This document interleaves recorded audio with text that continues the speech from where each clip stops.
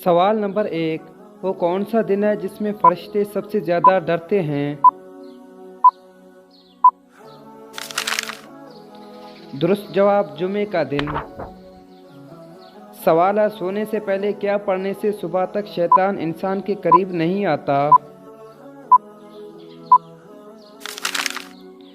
जवाब है आयतुल कुर्सी।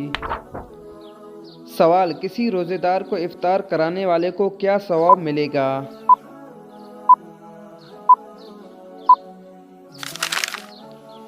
जवाब है रोज़ेदार के बराबर सवाब। ज़ैद बिन खालिद अल-जानी रज़ी अल्लाह तआला अन्हु से रवायत है कि रसूलुल्लाह सल्लल्लाहु अलैहि वसल्लम ने फरमाया, जो कोई किसी रोज़ेदार को इफ्तार करा दे तो इसके लिए रोज़ेदार के बराबर सवाब मिलेगा और रोज़ेदार के सवाब में किसी से कम नहीं होगी। इब्न माजा। सवाल है, रोज़ाना सहरी में कौन सी चीज़ खाने से इंसान मौत के करीब हो सकती है? खबरदार, सहरी में ये ग़ज़ाएँ हरगिज़ न खाएं।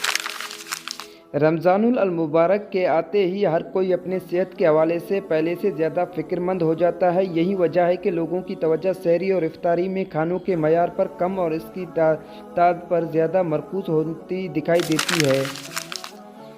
कैप्शन में वाज़ेह किया गया, अगर आप ज़्यादा से ज़्यादा तवानाई हासिल करके रोज़े को आसान बनाना चाहते हैं तो बराए करम सहरी के दौरान इन खानों से परहेज़ करें।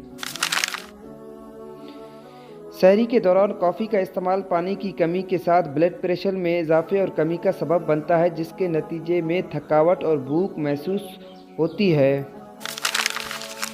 पराठा, निहारी, बिरयानी और तली हुई चीज़ें रोज़ा में मैदे की सोजिश, तेज़ाबियत और ज़रूरत से ज़्यादा प्यास का बायस बन सकती है।